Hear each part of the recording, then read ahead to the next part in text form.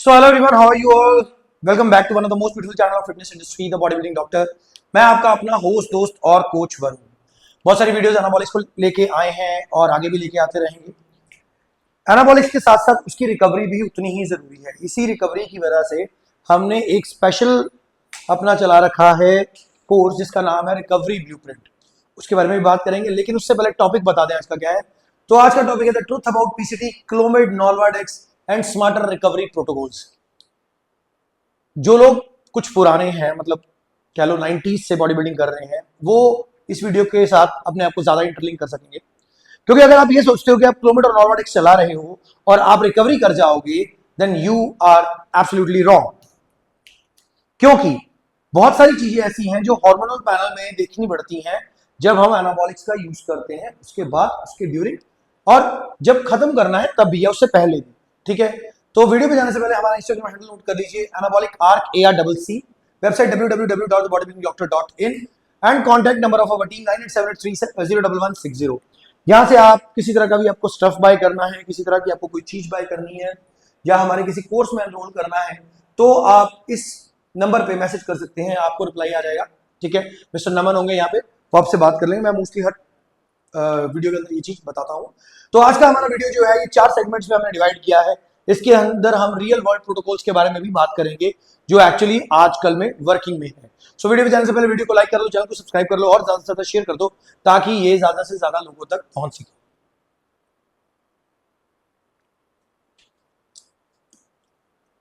So welcome back to the video once again. तो सबसे पहला सेगमेंट है हमारा द ओल्ड स्कूल पीसीटी। जो लोग पुराने बॉडी बिल्डर्स हैं वो इस चीज को रिलेट कर पाएंगे कि पहले ये इस तरह चलता था कि क्लोमिड और नॉर्वाडेक्स दो चीजों को चलाया जाता था और पीसीटी करी जाती थी।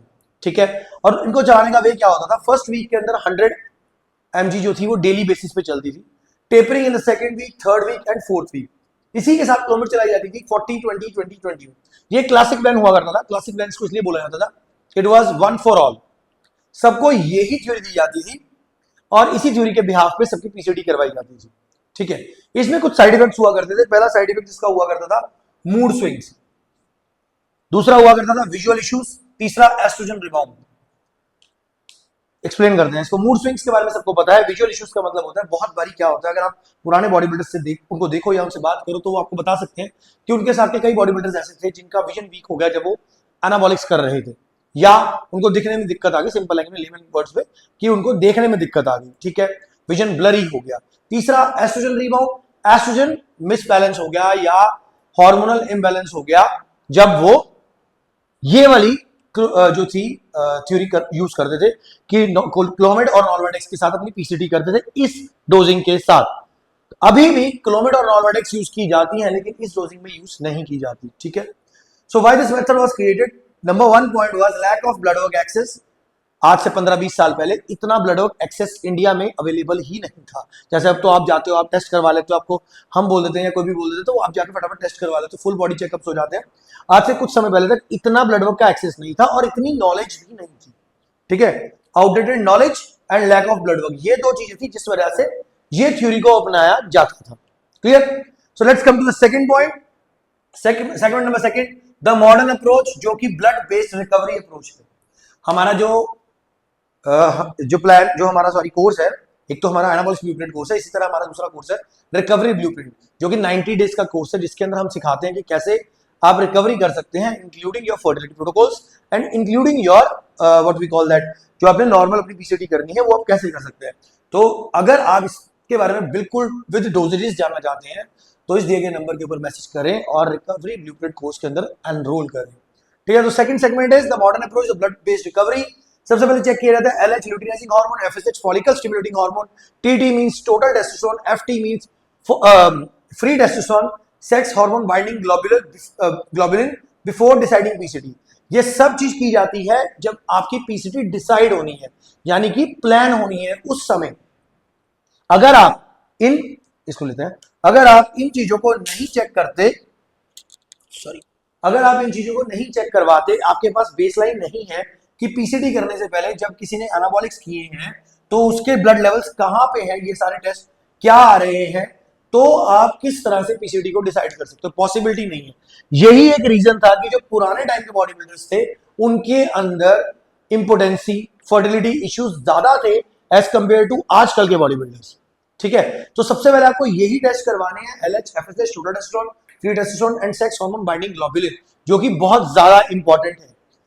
तो उसके बाद क्या किया जाएगा, आप टेपरिंग करोगे प्रोटोकॉल्स को सप्रेशन के ऊपर डिपेंड करते हुए कि जो प्रोटोकॉल आप फॉलो कर रहे हो, जैसे एग्जांपल के तौर पे हम हमेशा बोलते हैं पीसीटी करने से पहले आप कोशिश करें कि आप शॉर्ट एस्टेस को यूज कर रहे हैं, लॉन्ग एस्टेस को नहीं कर रहे। Use of low dose of enclomiphene and HCG bridging, ये चीजें भी यूज होती हैं आज के समय में। एक चीज जो कुछ कोच करते हैं लेकिन करनी नहीं चाहिए वो ये है कि जब आप कभी पीसीटी प्लान करते हो तो पीसीटी के अंदर टेस्टोस्टेरोन, सस्टानॉन या किसी भी ड्रग का यूज नहीं किया जाता। बहुत सारे इवन कि मैंने इंटरनेशनल, आज से जब मैंने वीडियोस बनानी शुरू करी थी तो पहले वीडियोस देखनी शुरू करी थी कि कैसे वीडियोस बनाई जाती है, क्या लोग समझाते हैं। तो मुझे अब ये तो नहीं याद कि कोच कौन था, लेकिन कोई इंटरनेशनल कोच की वीडियो पे मैंने कमेंट किया था कि आप पीसीटी के अंदर टेस्टोस्टेरोन को यूज करने का बता रहे हो, वो गलत है। उन्होंने रिप्लाई किया था कि ये मैं सबको नहीं बता रहा हूं लेकिन स्टिल ये किया जाता है। और अगर मैं यहाँ पे एक चीज क्लियर करता हूं, अगर ड्यूरिंग योर पीसीटी आप किसी तरह के भी टेस्ट या किसी तरह के भी हार्मोन को ऐड कर लेते हो, ठीक है, तो आपकी पीसीटी खत्म हो जाती है। क्योंकि अगर आप ये सोच के टेस्ट ऐड कर रहे हो कि आपको किसी तरह का भी लिबिडो इश्यूज ना आए, किसी तरह की भी प्रॉब्लम ना आए, तो आप स्टिल देन साइकिल पे ही हो, आप पीसीटी नहीं कर रहे हो। अगर आपने एक भी चीज हार्मोन ऐड कर लिया तो वो साइकिल ही है, वो पीसीटी नहीं है, though irrespective of dosages. Got it? So सबसे पहले प्रोटोकॉल के हिसाब से आप सप्रेशन के हिसाब से आप अपने प्रोटोकॉल को टेपर डाउन करोगे। उसके बाद आप लो डोज ऑफ एनक्लोमिफेन और एचसीजी की ब्रिजिंग करोगे। HCG is one of the must thing to use in PCT. बहुत केसेस में हम लोग एचएमजी का यूज करते हैं जो कि 75 आयु में आता है, लेकिन एचएमजी का यूज कभी भी डायरेक्टली नहीं होता। एचएमजी का यूज उन केसेस में होता है जिन केसेस में एचसीजी काम नहीं कर रहा होता। ठीक है, कि आपने एचसीजी चलाया लेकिन स्टिल ल्यूटिनाइजिंग हार्मोन जो है वो सिक्रीट हो रहा है, लेकिन स्पर्मेटोजेनेसिस का प्रोसेस नहीं प्रॉपर हो पा रहा क्योंकि आपकी बॉडी जो है वो एफएसएच को जनरेट नहीं कर पा रही है। तो जो आपका एचएमजी है ना वो आरएफएसएच के नाम पे होता है। सो कुछ बेवकूफ कोच क्या करते हैं, आरएफएसएच, एचएमजी 75 आयु, कुछ बेवकूफ कोच क्या करते हैं, वो एचसीजी की जगह पे एचएमजी को चला देते हैं। देखो, जो आपका एक प्रॉपर वे है पीसीटी को प्लान करने का, पीसीटी कैसे मतलब प्लान करने का नहीं, पीसीटी की वर्किंग का, तो उसके अंदर एचसीजी के साथ ही एचएमजी चलेगा। एचसीजी अपना काम कर पा रहा है लेकिन एफएसएच के लेवल्स नहीं रेज हो पा रहे हैं। इवन दो आप क्लोमिड यूज कर रहे हो तो एचएमजी यूज किया जाता है। इंडियन मार्केट में एचएमजी इजीली अवेलेबल है एज कंपेयर टू एनक्लोमिफेन। ठीक है, एनक्लोमिफेन अगर आप मार्केट में लेते हो आपको पहले तो मिलेगी ही नहीं, मिलेगी तो बहुत ज्यादा कॉस्टली है। ठीक है, नियर अबाउट 2000 3000 तक भी इसकी प्राइसिंग आती है क्योंकि ये ब्लैक होती है। ठीक है, तो इसके अलावा एनक्लोमिफेन एचसीजी ब्रिजिंग करने के अलावा टाइम ऑफ वर्सेस पीसीटी सब कुछ आपको प्लान करना पड़ता है अगर आप मॉडर्न अप्रोच में जाते हो, जो कि ब्लड बेस्ड अप्रोच है, ब्लड बेस्ड रिकवरी है। हमारे एनाबॉलिक्स ब्लूप्रिंट कोर्स के अंदर हमने ये सारी चीजें समझाई हुई है, लेकिन अगर आपको रिकवरी ही करनी है, एक चीज और समझो आप, बहुत से लोग बोल देते हैं कि पीसीटी से और फर्टिलिटी प्रोटोकॉल सेम है, वो कभी सेम हो ही नहीं सकता, हो ही नहीं सकता। पीसीटी का मतलब समझो, पीसीटी का मतलब है आपको सभी हार्मोन्स लेके आने हैं, लेकिन पीसीटी के टाइम पे बहुत सारे कोच एलएच और एफएसएच को चेक ही नहीं करवाते, स्पर्म काउंट को चेक ही नहीं करवाते। स्पर्म काउंट एक लड़का कब चेक करवाता है, जब उसको कंसीव करवाना है, बेबी कंसीव करना है। Till the time mortality rate, sperm count कोई भी चेक नहीं करवाता। ईसीटी तो उसको भी गिना जाता है अगर आपके ओटीपीटी लेवल्स, एएलटी, एएसटी लेवल्स बड़े हुए हैं, तभी भी पीसीटी करनी पड़ती है। पीसीटी का मतलब होता है कोई भी हार्मोन है उसको वापस लेके आना, लेकिन फर्टिलिटी प्रोटोकॉल का एक्चुअल मतलब होता है जो आपका टेस्टोस्टेरोन के लेवल्स है, टोटल टेस्टोस्टेरोन के लेवल्स है, आपकी एलएचएफएसएच है, उनको वापस लेके आना, टेस्टिकुलर ट्रॉफी को खत्म करना, दोबारा से टेस्टिकल्स रीजनरेट करने। ठीक है, मतलब सॉरी रीजनरेटिंग है, टेस्टिकल्स दोबारा से वर्किंग में लेके आने। तो ये मतलब होता है जब हम बात करते हैं एक फर्टिलिटी प्रोटोकॉल की, तो fertility protocol is always different from your normal PCT. Got it? तो कोई आपको ये बोल रहा है ना वीडियो बना बना के कि दे आर सेम, ऐसा है वैसा है, उन भाई साहब के पास कभी कोई फर्टिलिटी इश्यूज वाला इंसान गया ही नहीं जिसको प्राइमरी या सेकेंडरी हाइपोगोनाडिज्म है। प्राइमरी और secondary hypogonadism sometimes they become so much sorry what we can say so much severe कि वो रिकवर ही नहीं हो पाते। There are still 1% cases those are not recoverable. उनकी क्या प्रॉब्लम है वो हम नहीं बता सकते, लेकिन मतलब नहीं बता सकते इन सेंस अगर आपने उसके बेसलाइन टेस्ट पहले नहीं करवाई साइकिल शुरू करने से पहले तो कभी भी आप पीसीटी में नहीं बता सकते कि उसको एक्चुअल प्रॉब्लम क्या है। Got it? So segment number 3, Clomid versus Nolvadex versus enclomiphene. Clomid और नॉल्वाडेक्स का नाम आपने सुना ही होगा क्योंकि सभी कोचेस को यही पता है कि अगर हम पीसीटी करवा रहे हैं तो क्लोमिड और नॉल्वाडेक्स का यूज करवा दे। क्लोमिड और नॉल्वाडेक्स यूज होती है लेकिन हर जगह नहीं होती।